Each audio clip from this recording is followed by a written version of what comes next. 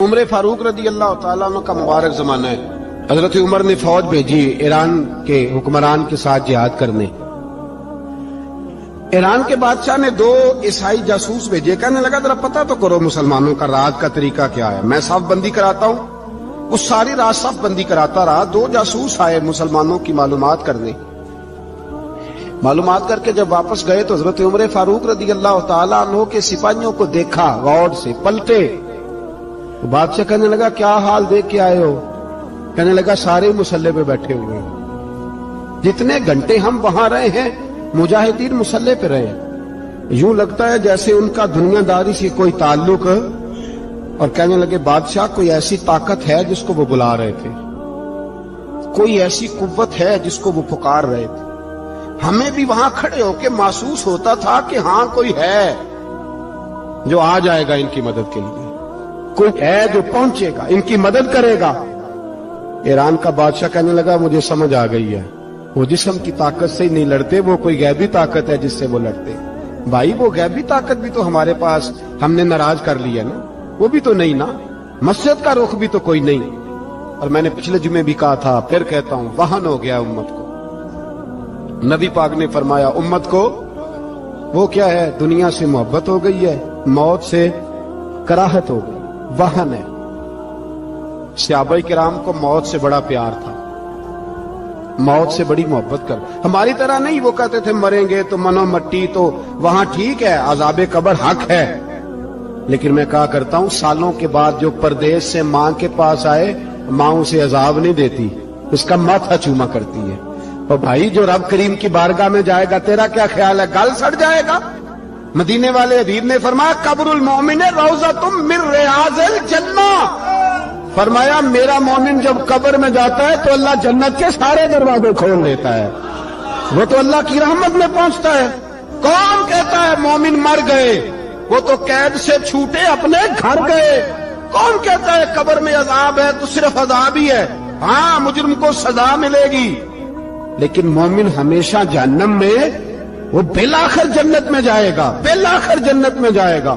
اور کسی درویش نے بات کی، وہ کر کے چلے گئے، بر کمال ہی کر گئے، کہنے لگے دوزخ میں میں تو کیا، میرا سایہ نہ جائے گا، کیونکہ رسول پاک سے دیکھا نہ جائے گا۔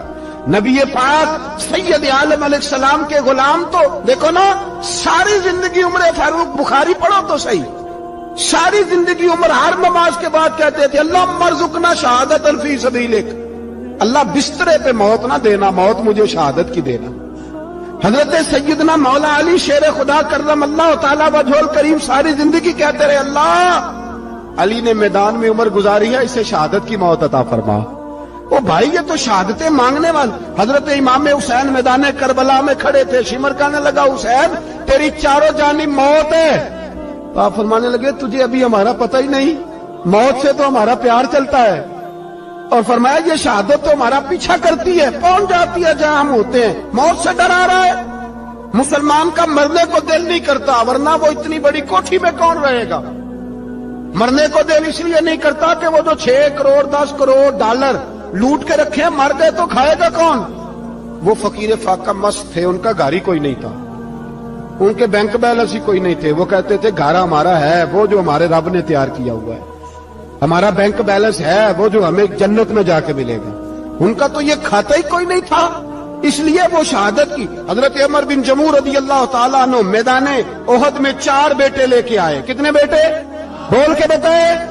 4 بیٹے لے کے عمر بن جموع آئے، اور خود ایک ٹانگ سے لنگڑے سے آپی ہیں، ٹانگ چھوٹی ہے، حضور کے سامنے کھڑے ہوئے کہا محبوبہ میرے 4 ہی تھے، میں 4 لے آیا ہوں، قبول کر لے۔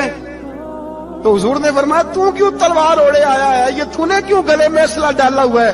کہا یا رسول اللہ میں نے بھی تو جانا ہے نا۔ تو حضور نے فرمایا 4 بیٹے جو ہیں۔ تو حضرت عمر بن جموع نے بات کی، صحابہ کہتے ہیں ہم لبوں سے مسکرا رہے تھے، آنکھوں سے رو رہے تھے، کیا عجیب انداز ہے۔ حضور نے فرمایا عمر 4 بیٹے جو آ گئے تو رہنے دے۔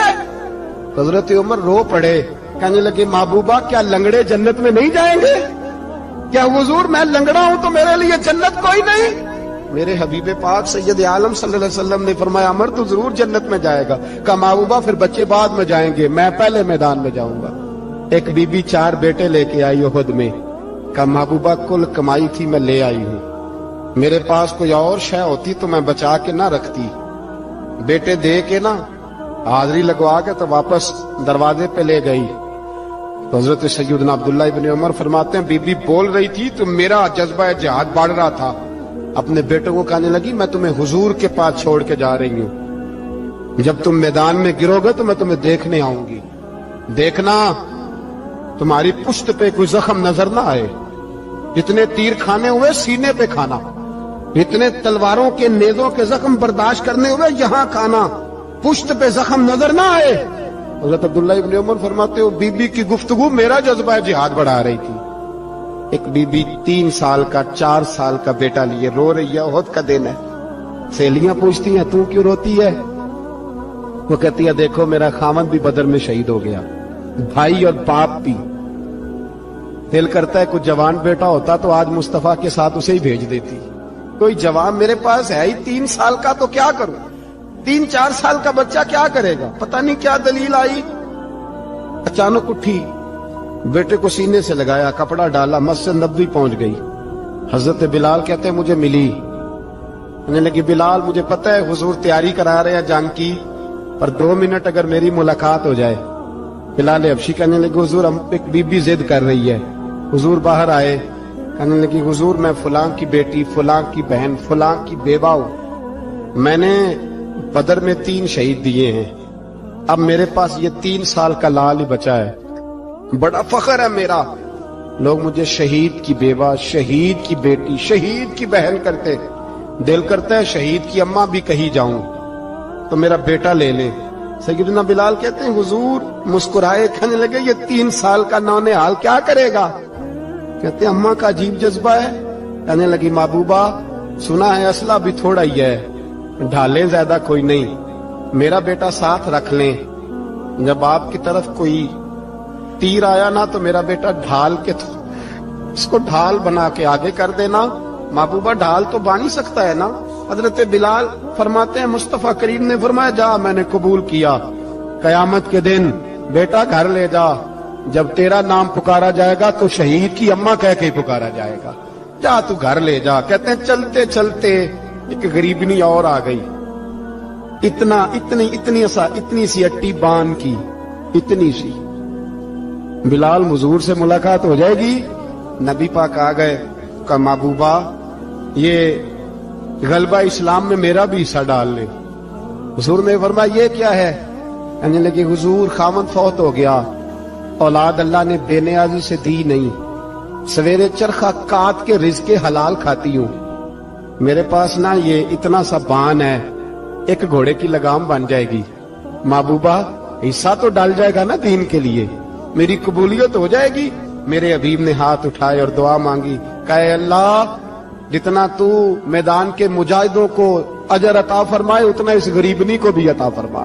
हज़रत उमर फारूक रज़ी अल्लाह ताला अन्हु रात का वक्त चेहरे पे नकाब डाल के गली में घूम रहे थे, तो आला काम आला किरदार उन लोगों हज़रत उमर गुजर रहे थे।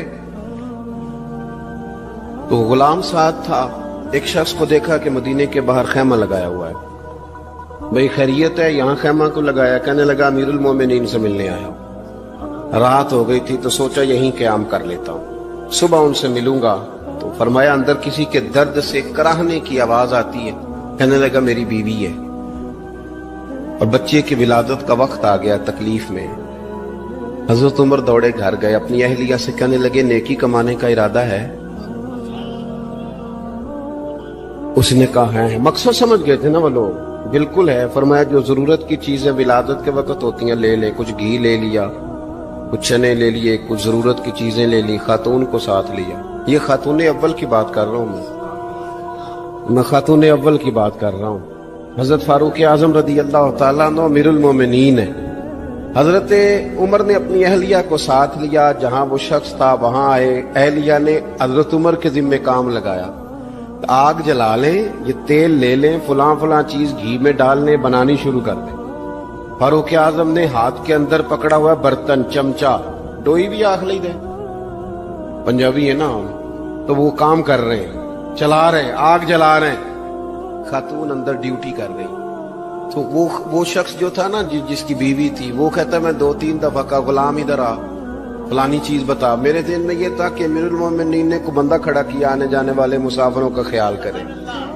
میرے سے 2-4 دفعہ میں نے اپنے لفظوں میں بات بھی کہہ دی، لیکن جب اندر میرے بچے کی ولادت ہوئی تو اندر سے میری بیوی بولی اور حضرت عمر کی اہلیہ بولی اور بول کے کہنے لگی امیر المومنین مبارک ہو، آپ کے دوست کو رب نے بیٹا دیا ہے. وہ شخص کہتا ہے میں باہر کھڑا تھا، وجود تڑپ گیا، آنکھیں برس پڑی، کبھی نہیں رویا تھا پر کیفیت عجیب بن گئی. کوئی تقریر نہیں سنائی، کوئی اعلیٰ شعر نہیں انہوں نے پڑھا. میں نے یوں لے کر ان کے سر سے پاؤں تک دیکھا. میں نے کہا یہ وہی شخص ہے جس کا نام لے تو کیسر و کسرا کانپ جاتے ہیں، یہ وہی شخص ہے. میں نے جمعے میں کہا تھا کہ روب کپڑوں کا نہیں ہوتا، روب تو دیانتداری کا ہوتا ہے. ہاں بڑا مال کما کے لوگوں نے بنائی ہوتی ہے کار کوٹھی، تو بندے کھڑے ہو کے کہہ دیتے ہیں 2 نمبر طریقے سے آیا ہے. اور 13ویں-14ویں گریڈ کا ملازم ہو تو اس کے سامنے بہت بڑا افسر ڈر رہا ہوتا ہے یار بندہ دیانتدار ہے، یہ رشوت نہیں لیتا، سفارش نہیں مانتا، یہ میرٹ پہ کام کرتا ہے. تو روب تو آپ کی دیانتداری کا ہے، آپ کی سچائی کا ہے. اپنی زندگی میں جو لوگ مقصد سمجھ گئے، مقاصد پا گئے، کچھ کر گئے، ہم ذرا الجھ گئے ہیں. پہلے اتنا شاندار مکان بناتے ہیں، پھر مرنے کو کس کا دل چاہے. اتنی محنت کر کے جو ہے وہ کوٹھی بنائی ہے تو اب چھوڑ کے کون جائے. وہ تیار بیٹھے تھے. انہیں نبی کریم نے کہا تھا کن فی الدنیا کانک غریب او عابر السبیل، تم نے مسافروں کی طرح رہنا ہے. او میرے بھائی، کبھی دیکھا ہے ایئرپورٹ پہ مسافر لڑتا ہو کہ میں نے یہ جگہ خریدنی ہے؟ اسے پتہ ہے کہ ابھی فلائٹ آنی ہے، میں نے تو چلے جانا ہے. ریلوے اسٹیشن پہ جو جگہ ہوتی ہے وہ خریدنے کے لیے لوگ رٹا نہیں ڈالتے، انہیں پتہ ہے پہلی ٹرین سے چلے جانا ہے. بس سٹاپ پہ جھگڑے نہیں ہوتے کہ یہ کرسی میری ہے، جانا جو ہے مٹی دیں تے مٹی رہنا ہی. ایویں کادی بلے بلے، اج مٹی دے اتے بندے آتے کل مٹی دے تھلے. اتنا زیادہ مقصد نہیں نا جب سمجھتے تو بے چین ہے، بے قرار. بعض لوگوں نے اتنے پیسے جمع کر لیے کہ اتنے کھا نہیں سکتے، اتنی ضرورت نہیں، لیکن اس کے باوجود ہے کہ وہ دوڑ ختم ہونے کا نام ہی نہیں لے رہی. حضرت صدیق اکبر رضی اللہ تعالیٰ عنہ امیر المومنین ہے. بادشاہوں کے بڑے بات ہوتی ہے. ہمارے ملک میں ایسے بھی بادشاہ گزرے ہیں کہ جو سفر پہ جاتے تھے تو خانساہ میں بھی لے جاتے تھے، باورچیوں کو بھی لے کے جاتے تھے کہ کھانا میری مرضی کا ہونا چاہیے. حضرت ابوبکر صدیق نے پانی مانگا امیر المومنین، تو صحابہ نے نہ شہد ملا پانی پیش کیا. کوئی اتنی لمبی بات تو نہیں، لیکن صدیق اکبر رو ہی پڑے، اور اتنا روئے کہ ہجکیاں بن کے. لوگ کہتے ہیں پتہ نہیں تھا کس بات پہ رو رہے ہیں، پر ہم بھی رو پڑے. حضور آپ کیوں روتے ہیں؟ تو آپ فرمانے لگے یار مجھے آسانیوں میں مبتلا کرنے لگے ہو، مجھے ان دنیا کی لذات میں الجھانے لگے ہو. میں حضور کی بارگاہ میں بیٹھا تھا، اللہ کے رسول فرما رہے تھے پیچھے ہٹ جا، پیچھے ہٹ جا، پیچھے ہٹ جا. میں نے پوچھا حضور آپ کس کو کہہ رہے ہیں؟ حضور فرمانے لگے دنیا میرے پاس آئی تھی، وہ قریب کرنا چاہتی تھی مجھے، تو میں نے اسے کہا پیچھے ہٹ جا، میرے نیڑے نہ آنا، دور ہٹ جا. وہ ہٹ تو گئی ہے پر جاتی دفعہ کہہ گئی ہے سونیا آپ تو بچ گئے ہیں، پر آپ کے بعد والے کیسے بچیں گے؟ تو مجھے سینے سے لگا لے، گلے سے لگا لے. مقصد اپنا سمجھے، اعمال کا حسن پیدا کرے. اگر انسان کا مقصود مال کمانا ہے تو اگر مال مل گیا تو اس کے بعد پھر کیا کرے گا؟ کسی نے طے کر لیا تھا کہ بہت بڑی گاڑی اور بہت بڑا بنگلہ مجھے چاہیے، تو وہ بنگلہ اسے مل گیا، گاڑی آ گئی. اب تو مقاصد کیونکہ طے نہیں ہوتے، تو جو چیز انسان چھوٹا سا مقصد طے کرتا ہے وہ اسے حاصل ہو جاتا ہے. میں نے ملک سے باہر جانا ہے، گھر سیٹ کرنا ہے، ساتھ والا پلاٹ لینا ہے، ہو گیا سارا کچھ. تو اب وہ پھر انسان بے چین ہو جاتا ہے، پریشان رہتا ہے، کہتا ہے سمجھ نہیں آتی مطلب مقصود کیا ہے. اللہ تبارک و تعالیٰ نے تو ایک تنکا بے مقصد پیدا نہیں کیا، اتنا سونا انسان کیسے بے مقصد پیدا کر. تو رب کریم نے ہمیں بتایا کہ مقصد تو تمہارا ہے. مقصد ہے الذی خلق الموت والحیات لیبلوکم ایکم احسن عملا. اس نے موت اور حیات اس لیے پیدا کی ہے تاکہ پتہ چلے تم میں اچھے عمل کون کرتا ہے، تم کس قدر زیادہ اپنے رب کی عبادت کرتے ہو، کس قدر زیادہ حسن اخلاق کا مظاہرہ کرتے ہو، کس قدر زیادہ لوگوں کی خدمت کرتے ہو، کس قدر زیادہ تم دین کی تبلیغ میں، اشاعت میں، ابلاغ میں، ترویج میں کردار ادا کرتے ہو۔ با مقصد تمہیں بنایا، با مقصد اچھا ترین عمل تم میں سے کون کرتا، اس لیے موت اور حیات پیدا کی تھی کہ تم نے ستھرے سے ستھرے اعمال، بہتر سے بہتر کردار، اعلیٰ سے اعلیٰ تمہارا انداز زندگی۔ دیکھیں، ہم نے لوگوں کے ساتھ مل کے رہنا ہوتا ہے، بہت ساری چیزیں ایسی ہوتی ہیں کہ جو تکلیف کا سامان بنتی ہیں۔ اب انہی لوگوں کے ساتھ اللہ نے ہمیں مل کے رہنے کا حکم دیا، ان کے حقوق ادا کرنے کا حکم دیا، تو ساتھ ساتھ نہ درگزر کا بھی کہا، معافی کا بھی کہا۔ جب انسان معافی کر دینے والا ہو جاتا ہے، درگزر والا ہو جاتا ہے، تو پھر وہ بڑا ہو جاتا ہے، بڑے دل والا ہو جاتا ہے، بڑے حوصلے والا ہو جاتا ہے، بڑے ضرب والا ہو جاتا ہے، اس کی زندگی حسین ہوتی۔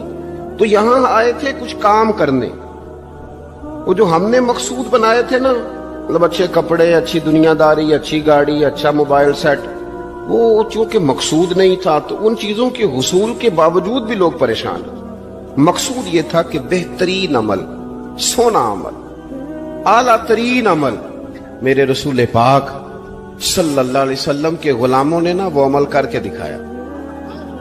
اعلیٰ ترین مزاج رکھتے تھے اور اعلیٰ ترین خدمت، یعنی لوگ ان کا کردار دیکھ کے نا، کردار اور عمل دیکھ کے، ہم تو لمبی تقریریں کرتے ہیں، باتیں کرتے ہیں، بڑا کچھ بتانا پڑتا ہے، لیکن وہ بس تھوڑا سا نا لوگ ان کے پاس اٹھتے بیٹھتے تھے، آتے جاتے تھے۔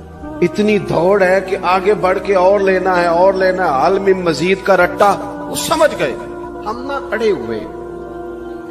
بہت سارے لوگ ایسے ہیں جنہیں صحیح بات کا پتہ چل گیا ہے، وہ فیصلہ کرنے میں دیر کر رہے ہیں، انہیں سمجھ آ گئی ہے کہ بہتر یہی ہے کہ میں وقت پہ مسجد آیا کروں، انہیں سمجھ آ گئی ہے بہتر یہ ہے کہ سویرے اٹھ کے نا واٹس ایپ بعد میں دیکھوں، پہلے قرآن پاک کی زیارت کر لیا کروں۔ سمجھ انہیں ہے، سمجھ ہے کہ باتیں زیادہ کرنے سے بہتر ہے درود و سلام زیادہ پڑھا جائے، پتہ انہیں ہے، فیصلہ ہی نہیں کر رہے، ارادہ نہیں بنا رہے، توجہ نہیں کر رہے۔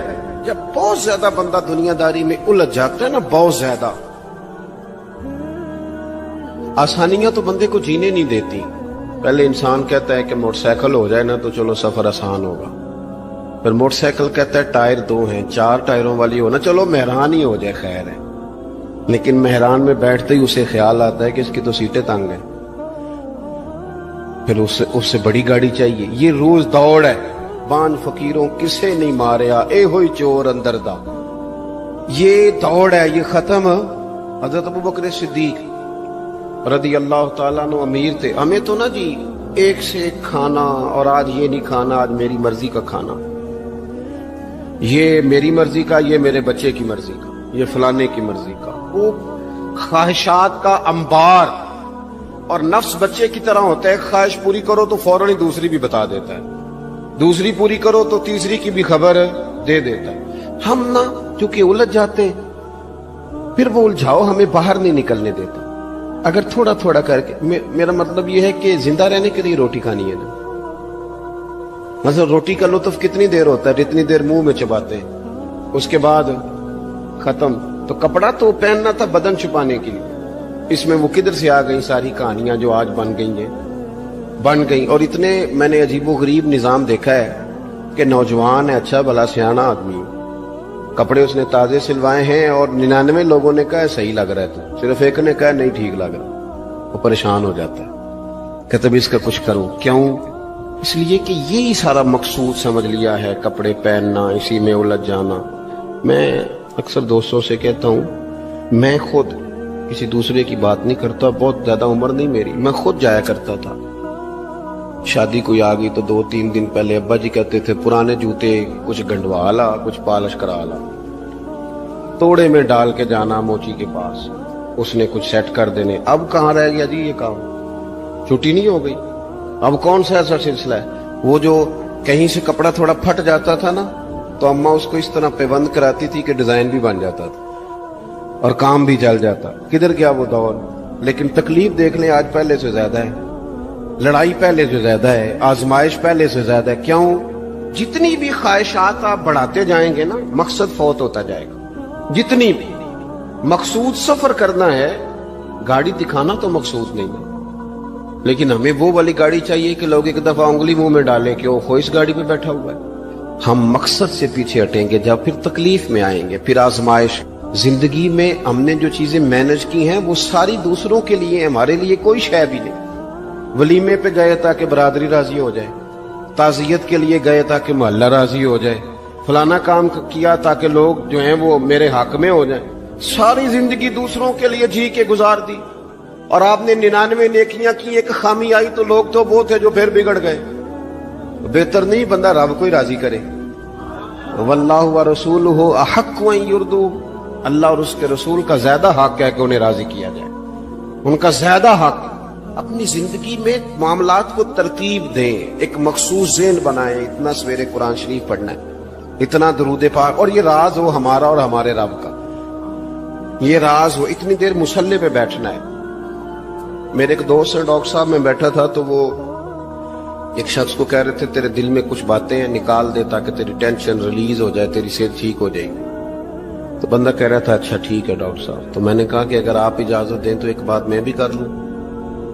मैंने कहा आप भी कर लें। तो मैंने कहा डॉक्टर साहब कुछ दुख बड़े जाती और निजी होते हैं, बंदा किसी के सामने कह ही नहीं सकता, बड़े जाती किस्म के होते हैं। वो आप किसी के सामने जितना मर्जी कोई करीबी हो, वो बंदे की अपनी अंदर की कुछ ऐसी तकलीफें होती हैं अंदर की। आजम गंडा दे विच गंडा, दस केड़ी केड़ी खोला, बड़े मसले होते हैं, आप कैसे बयान कर सकते हैं, सवाल ही नहीं पैदा होता। तो कहने लगा पीर साहब हाल तो होगा ना। मैंने कहा बिल्कुल है। हमें हमारे दीन ने दुआ सिखाई है, जो किसी से नहीं कह सकते वो अपने रब से कह दो। अल्लाह के हुजूर अर्ज कर दो, कशकोले तलब दराज करके कह दो मालिक यहाँ परेशान हूं। वो बड़ा करीम है, अता भी करेगा और पर्दा पोशी भी फरमाएगा। अपने अल्लाह के साथ अपना ताल्लुक मजबूत करें, अपनी जिंदगी में हुस्न आमाल का पैदा करें। आमाल का, कहानियों का नहीं, बातों का नहीं, तस्वीरों का नहीं, नई से नई पिक्चर का नहीं, आमाल का। और खूबसूरत तरीन तरीका हो। देखे ना, मुश्किल से भी तो नमाज पढ़नी है ना। सवेरे अब्बा बड़े गुस्से में थे तो फिर मुझे उठना ही पड़ा, तो इस तरह भी तो पढ़नी है। तो अगर बंदा ज़ौक से उठे और जरा सोना करके वुजू करे और जरा सही करके मुसल्ला बिछाए और सजदा करे तो जरा ज़ौक से करे। मुझे सोज दे, मुझे साज दे, मुझे नीम शब का नियाज दे, दमे सजदा खुद को मैं तोड़ दूं, मुझे ऐसा ज़ौक़े नमाज दे। इस ज़ौक़ के साथ आगे बढ़े। मकासद जब बंदा समझ जाता है ना, मकासद, फिर उसके लिए आसानी होती है। मैंने अर्ज किया था ज्यादा बातें नहीं करनी, मकसूद तो एक पैगाम देना है। अब हमने जाने वालों के लिए क्या करना है? एक तो ये कि अपना मकसद ठीक करना है कि जो रुखसत हो गए, अपने बुजुर्गों को ना याद रखें। असल काम है उनको खोल के बताइए। साल के बाद खत्म, बड़ी अच्छी बात है। ससमाही, शशमाही, सहमाही सब ठीक है, उनको याद रखें। हुजूर ना याद रखते थे, अपनी वालदा का जिक्र करते, अपने वालिद की बात करते, अपने दादा का जिक्र करते। अपने जाने सैयदा खतीजतुल कुबरा रदी अल्लाह ताला ना विसाल कर गई तो हजरत आयशा कहती हैं हुजूर अक्सर घर में उनका जिक्र करते। अपने बुजुर्गों को याद रखें, उनका जिक्र करें। उनको ना, वालिद के लिए ना वालिद होना शर्त है, पीएचडी होना शर्त नहीं।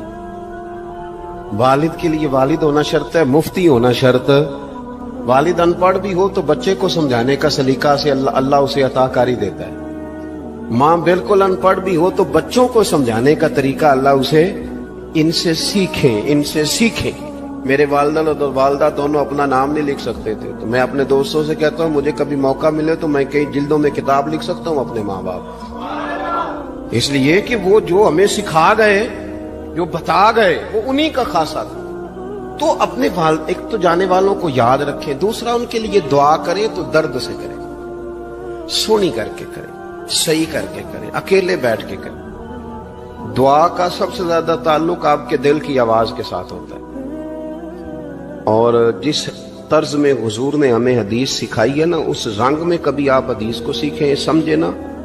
حضور فرماتے ہیں جس طرح دریا میں ڈوبنے والا سہارا تلاش کرتا، دریا میں اسے کتنی کو جلدی ہوتی ہے، غوطے لگ رہے ہوتے ہیں، وہ اس طرح کا نہیں ہوتا کہ میں عصر کے نماز کے بعد پھر آؤں گا تجھے نکالنے، اس طرح تو نہیں نہ ہوتا۔ دریا میں ڈوبنے والا اس طرح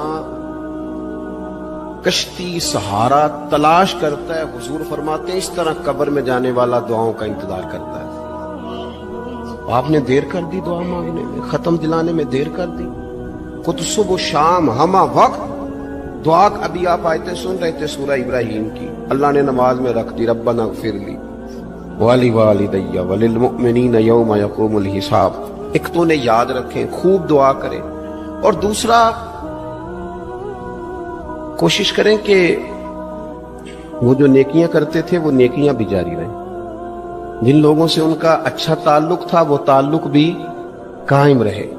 یہ بھی کوشش کریں کہ ان کے لیے صدقات و خیرات کریں، اور قیمتی صدقہ دے، قیمتی، میں بات ختم کرنے لگا ہوں بس، قیمتی صدقہ دے، قیمتی۔ 15 تولے سونا گھر میں پڑا ہوتا ہے، قیمتی ہوتا ہے نا۔ کبھی کسی نے چوک میں بتایا کہ آج 15 تولے سونا میرے گھر میں پڑا، بولو نا، لگتا ہے تو 10 چھڑنا ہے۔ اگر گھر میں 50 لاکھ روپے کیش پڑا ہو تو چوک میں گلی میں آ کے آپ بات کریں کہ گھر میں پیسے پڑے ہیں، کیوں؟ کہ وہ قیمتی ہیں، کوئی لے نہ لے۔ تو یہ جو 5000 مسجد دیکھ کے سارے محلے کو بتاتے ہو، یہ بھی صدقہ تھا، یہ بڑا قیمتی چیز تھی، یہ بتانے والا نہیں تھا، یہ تو نیکی تو قیمتی تھی۔ قیمتی چیز جو ہوتی ہے وہ تو چھپائی جاتی ہے کہ بتائی جاتی ہے۔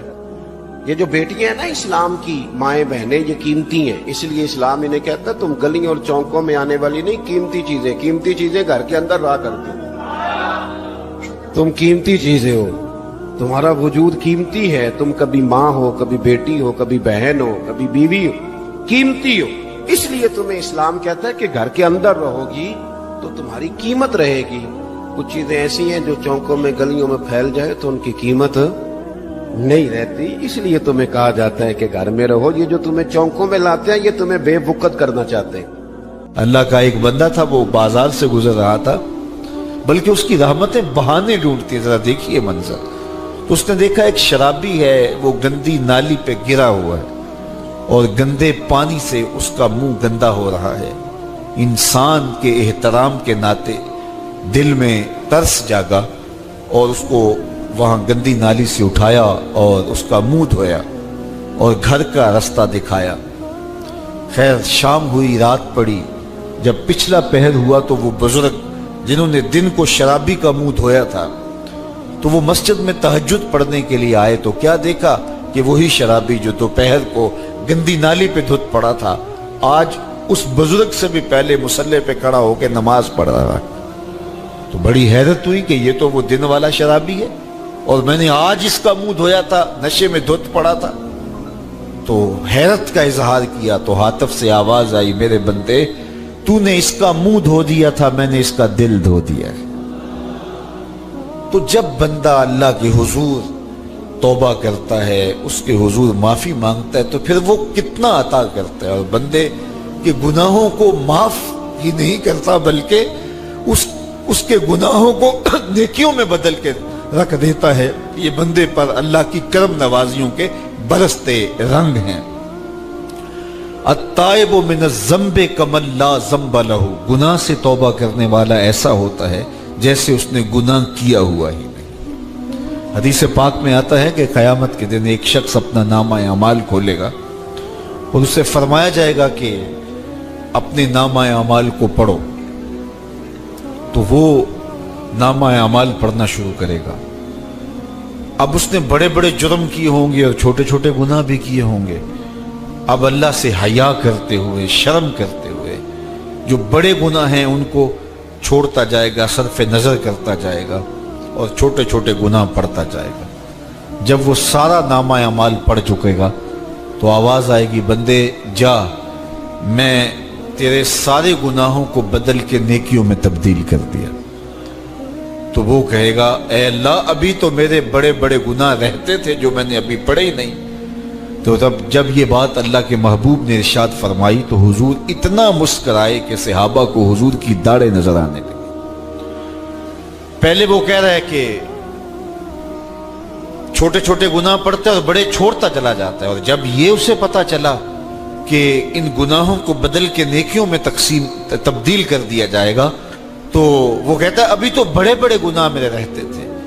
تو اللہ کی یہ کرم نوازیوں کے رنگ ہے کہ وہ گناہوں کو بدل کے نیکیوں میں تبدیل کر دیتا ہے، اور بندہ جتنا بڑا گناہ گار تھا جب سچے دل سے اس کے حضور توبہ کرنے کے لیے حاضر ہوتا ہے تو پھر اتنا ہی بڑا نیکوکار بن جاتا ہے۔ سیدنا عمر فاروق رضی اللہ تعالی عنہ کا زمانہ تھا، اور آپ جانتے ہیں وہ ہاتھ میں درہ رکھتے تھے اور گلیوں میں گشت کیا کرتے تھے رات کو۔